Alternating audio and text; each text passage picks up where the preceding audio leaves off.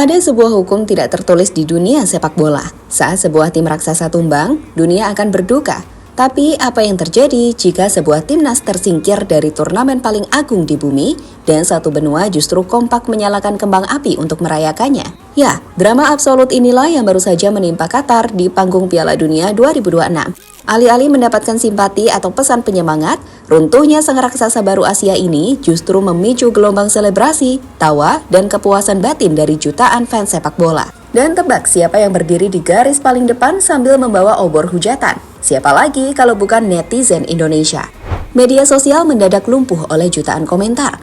Platform X, Instagram, hingga TikTok tidak menyisakan ruang sedikit pun bagi Qatar untuk bernapas. Kegagalan The Maroons kali ini benar-benar dirayakan secara masif, brutal, tanpa ampun. Seolah-olah mereka adalah musuh bersama satu Asia. Sebuah fenomena langka yang bahkan membuat juru taktik kelas dunia sekelas Julen Lopetegui garuk-garuk kepala kebingungan. Mantan pelatih Real Madrid itu tidak pernah menyangka tim yang dia asuh ternyata memiliki haters sebanyak ini. Mungkin jumlahnya mencapai satu benua. Lantas, apa yang sebenarnya terjadi? Mengapa tim yang berstatus sebagai jawara Asia 2 kali berturut-turut ini begitu dibenci? Bagaimana karma sepak bola bekerja begitu rapi hingga membuat FIFA turun tangan memberikan hukuman berat? Tuang kopi kalian, kencangkan sabuk pengaman, karena inilah investigasi lengkap di balik layar saat netizen Indonesia memimpin pergerakan Asia untuk merosting Qatar habis-habisan.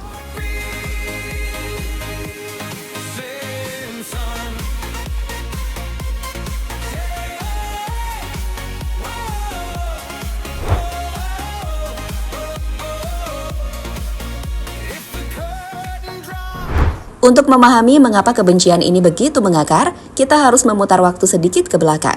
Dalam beberapa tahun terakhir, timnas Qatar menjelma menjadi salah satu kekuatan baru yang menakutkan di Asia. Prestasi mereka di atas kertas luar biasa mewah.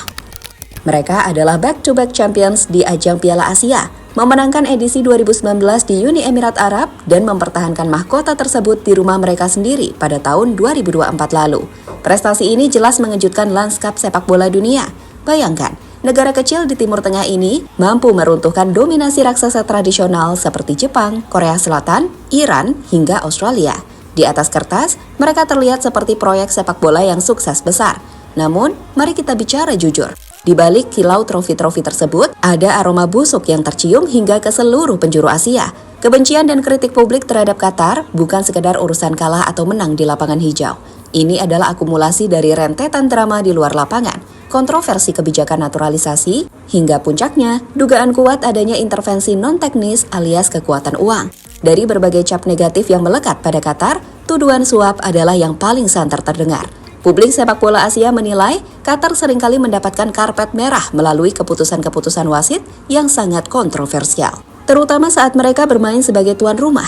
Banyak tim yang merasa dirugikan, dipaksa mengalah demi memuluskan jalan Qatar menuju panggung tertinggi. Tak hanya itu, gaya bermain Qatar di lapangan seringkali jauh dari nilai fair play. Mereka dicap sebagai tim teatrikal yang hobi berguling-guling tanpa alasan yang jelas, mengulur waktu secara kasar saat sudah unggul, dan melakukan provokasi murahan. Ketika mereka menang dengan cara-cara seperti itu di Asia, mereka mungkin bisa tersenyum.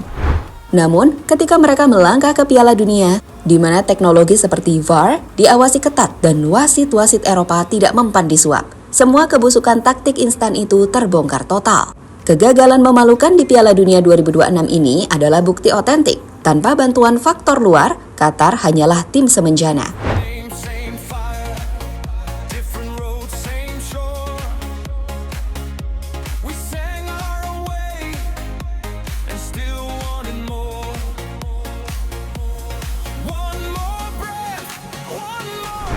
Mengapa netizen Indonesia yang paling berisik dan paling bahagia melihat Qatar hancur? Jawabannya sederhana, dendam sejarah yang belum kering. Fans tim Garuda pernah dibuat jengkel setengah mati oleh kelakuan Qatar, baik di dalam maupun di luar lapangan. Ingatan kita tentu masih segar tentang apa yang dialami oleh skuad Garuda Muda di ajang Piala Asia U23 beberapa waktu lalu. Sejak sebelum peluit pertandingan dimulai, sabotase mental sudah dilakukan. Bus yang membawa timnas Indonesia sengaja diputar-putar dalam rute yang tidak masuk akal, membuat perjalanan dari hotel ke stadion memakan waktu jauh lebih lama. Efeknya, fokus dan fisik para pemain terganggu akibat kelelahan di jalan sebelum bertanding. Ini adalah trik kotor psikologis yang sangat tidak terhormat. dan puncaknya terjadi di dalam lapangan. Wasit yang memimpin laga bertindak seolah-olah dia memakai jersey Qatar di balik baju hitamnya. Momen paling ikonik yang memicu amarah satu negara adalah kartu merah yang diberikan kepada Ivar Jenner. Dalam tayangan ulang, benturan yang terjadi sangatlah minim. Bahkan kaki Ivar nyaris tidak menyentuh pemain Qatar. Namun dengan aksi teatrikal kelas Oscar, pemain Qatar berguling seolah kakinya patah dan wasit tanpa ragu mengusir Ivar keluar. Dua momen manipulatif itulah yang menanam benih kebencian luar biasa di hati supporter Indonesia. Jadi, jangan salahkan netizen Indonesia jika hari ini mereka berpesta di atas penderitaan Qatar. Bagi fans Garuda, ini bukan sekedar menonton sepak bola.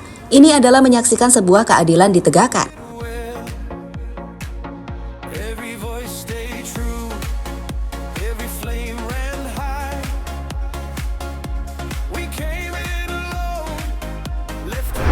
Netizen Asia bersatu roasting Qatar.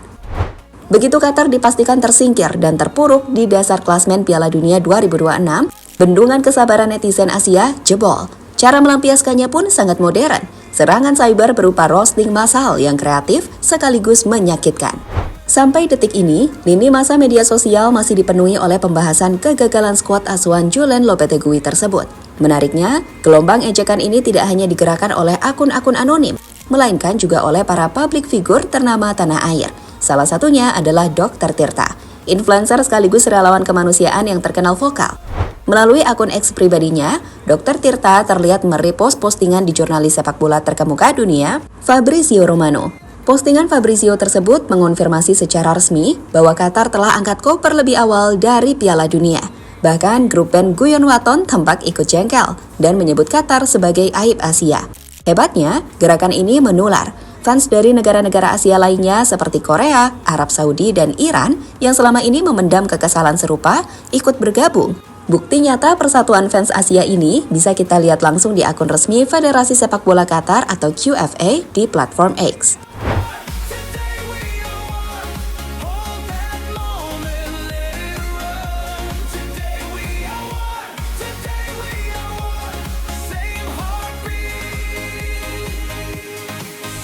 Hukuman berat FIFA dan tragedi tackle horor Madibo. Penderitaan Qatar nyatanya tidak berhenti sampai di kekalahan memalukan di lapangan hijau saja. Bak sudah jatuh tertimpa tangga besi. Di waktu yang hampir bersamaan saat mereka dikalahkan oleh Bosnia, Qatar menerima surat cinta bermaterai sanksi dari FIFA. Berita ini langsung menjadi tajuk utama di berbagai media olahraga internasional. FIFA secara resmi menjatuhkan hukuman berat kepada gelandang andalan Qatar, Asim Madibo. Sanksi ini dikeluarkan setelah tim Komite Disiplin FIFA melakukan investigasi mendalam terhadap aksi tidak terpuji yang dilakukan Madibo saat laga melawan Kanada. Dalam pertandingan tersebut, Madibo yang tampaknya frustasi karena timnya diacak-acak melakukan sebuah tackle horor yang sangat brutal kepada bintang muda Kanada Ismail Kone. Tackle dua kaki yang menghantam langsung pergelangan kaki Kone itu begitu mengerikan, hingga membuat sang pemain harus langsung dilarikan ke rumah sakit malam itu juga menggunakan ambulans. Tackle itu tidak hanya mengakhiri partisipasi Kone di pertandingan tersebut, tetapi juga mengubur impian indahnya untuk terus bermain di sisa laga Piala Dunia.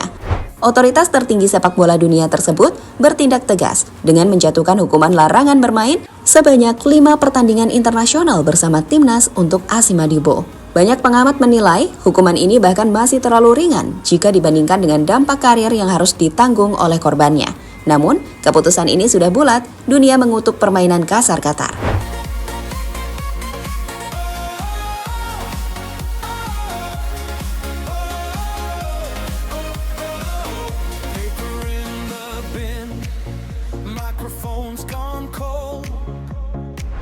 Kebingungan Julen Lopetegui, banyak yang benci Qatar. Lebih lanjut, melihat gelombang kebencian yang begitu masif dari netizen Asia, serta sanksi bertubi-tubi dari FIFA, pelatih kepala Qatar, Julen Lopetegui, mengaku benar-benar bingung. Juru taktik asal Spanyol itu tampaknya belum menyadari realitas sejarah dan rekam jejak buruk tim yang kini ia tangani. Sebagai pelatih profesional, mantan arsitek Real Madrid dan Sevilla ini mencoba melakukan tugasnya melindungi anak asuhnya dari serangan publik. Hal itu terlihat jelas saat dia melakukan konferensi pers dan mencoba membela aksi brutal Asim Madibo di depan para jurnalis. Saya ingin mendoakan yang terbaik untuk Ismail Kone agar dia bisa pulih secepat mungkin. Itu adalah hal yang paling penting bagi kami saat ini. Namun apa yang terjadi di lapangan kemarin murni adalah sebuah kecelakaan sepak bola. Saya mengenal karakter pemain saya. Dan saya sangat yakin Asim tidak memiliki niat sedikit pun untuk menyebabkan cedera parah seperti itu, ujar Lopetegui membela diri. Tentu saja pembelaan Lopetegui ini bagaikan menyiram bensin ke dalam api. Netizen justru semakin merujak pernyataan tersebut karena dinilai buta terhadap fakta lapangan. Namun pada akhirnya, Lopetegui memilih untuk tidak lagi berdebat dengan netizen. Dia sadar tugas utamanya yang hancur lebur di Piala Dunia ini harus segera dievaluasi. Kami perlu meningkatkan diri secara drastis di segala lini.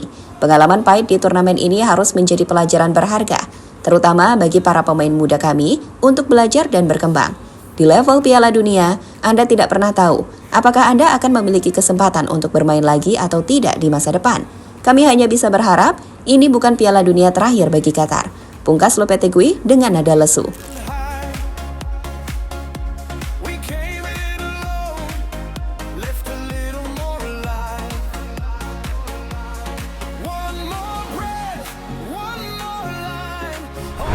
Dan terlepas dari apapun, pada akhirnya Piala Dunia kembali mengingatkan kita pada satu hal.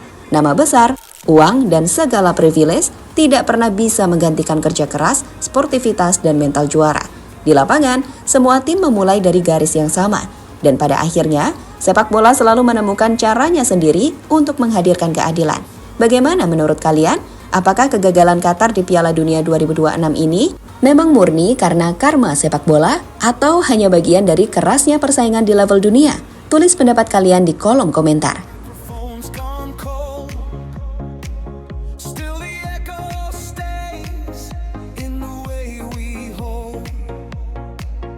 Different name, same fire.